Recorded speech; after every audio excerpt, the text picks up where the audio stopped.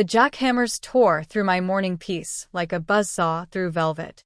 I stumbled out of bed, coffee forgotten, to find a construction crew ripping up my land. A pool was taking shape on my property. At the center of the chaos stood a woman in high heels, barking orders like she owned the world. When I confronted her, she lowered her sunglasses, sipped her cocktail, and said, "You'll thank me when your property value doubles." I didn't shout or push.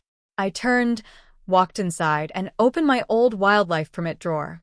A slow grin spread across my face. Elaine Carver had picked a fight with the wrong guy, and she had no clue I had legal access to live alligators. My 5-acre haven sat on the edge of Cedar Brook, bought dirt cheap before the HOA's manicured lawns and cookie-cutter homes sprouted in Pine Hollow. My land was fenced, deeded, and explicitly outside their jurisdiction. I cherished the solitude, wild grasses, and a small barn, free from neighbors dictating my fence color. Elaine first appeared months ago, waving an HOA citation for my unkempt pasture, a wildlife sanctuary I'd nurtured for years.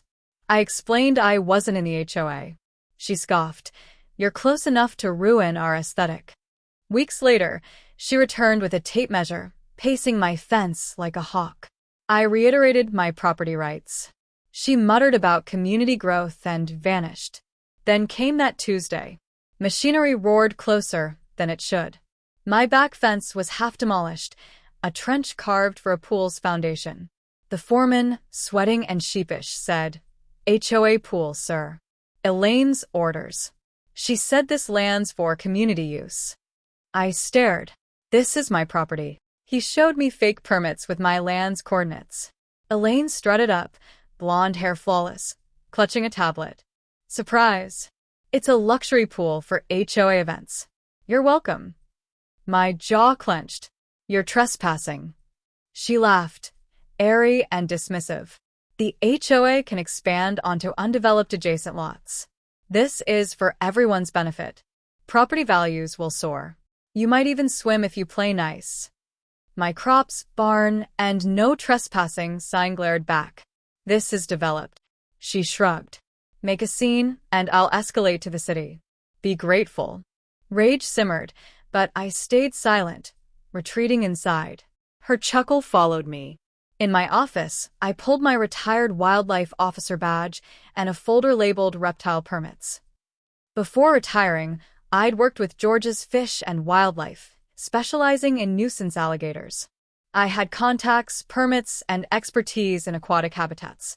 I called my friend Travis, a reptile relocation specialist, my lawyer to ensure legality, and tipped off the county assessor about unpermitted construction on private land. By dusk, Elaine was back, gloating as the pool shell was poured. She'd ordered chaise lounges, umbrellas, even a band for an HOA gala. It wasn't just trespassing, it was a delusional land grab. That night, Travis and I inspected the pool under starlight. Deep, spacious, and with minor tweaks, it was a legal temporary habitat for juvenile alligators. We weren't breaking laws. These were relocated gators from overpopulated zones, moved for conservation, fully permitted. By dawn, 3 gators glided in Elaine's pristine pool. I posted a sign, "Caution, wildlife habitat. Authorized entry only." Sipping coffee on my porch, I waited. Elaine's scream at noon was operatic. Her pool party prep crashed into reality. Travis called, laughing. "They're loving their concrete castle. Can they stay a few days?" I confirmed the permits allowed it. "Animal control got a crocodile panic call," he added. We knew who dialed. A county SUV rolled up soon after. The officer eyed the gators, then me. I handed over permits, deeds, and my lawyer's email confirming legality. He whistled. "You're airtight. She built this pool on your land." I nodded. He smirked, filed a no-issue report, and left, muttering about Elaine's mess. Elaine stormed over with 2 HOA cronies, one looking ready to bolt. "Remove those beasts," she shrieked. "This is a family neighborhood." I handed her the permits. "You built illegally on my land. I'm using it." She sputtered about health risks. I pointed to the certified setup. "This isn't over," she hissed, retreating. At the county assessor's office, I submitted plats, deeds, and drone footage of the pool's construction. The clerk's jaw dropped. She built without permits. A zoning probe was launched. Back home, Travis grinned. A blogger's here. Your Gator pool's viral, 5,000 views. A neighbor's video of Elaine ranting at the Gators had exploded online. That evening, a drone buzzed over the pool. Elaine arrived with a local reporter, decrying dangerous reptiles. I handed the reporter my documents. She built without permission, I said. He pressed her. She dodged, storming off. The news ran, HOA's illegal pool now Gator Haven. My calm explanation and Elaine's meltdown played on repeat, with comments hailing me as a folk hero. Elaine taped a cease and desist to my door, claiming the Gators violated HOA safety rules. I laughed, pinning it by my Gator sign with Comedy Exhibit A. It went viral. Then she escalated, hiring suits who snooped my land, caught on my trail cams trespassing. One clip captured Elaine on a call. We'll slap him with a nuisance charge, and the county will kill his swamp circus.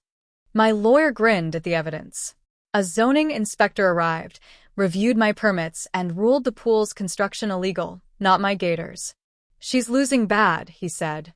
An HOA ally admitted at the hardware store. She lied about an easement.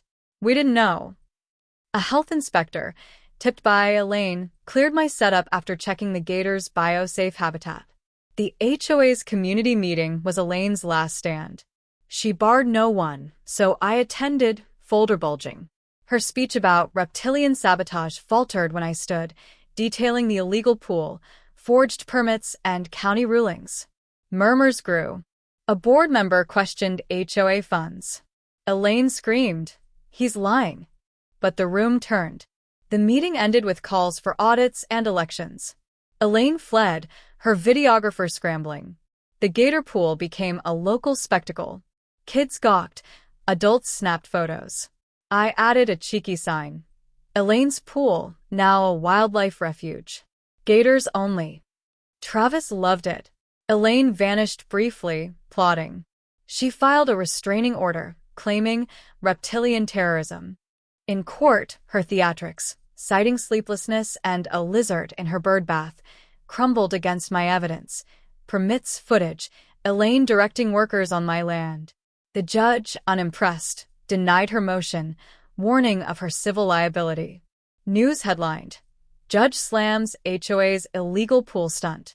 Elaine shoving a camera went viral, remixed with her Gator rants.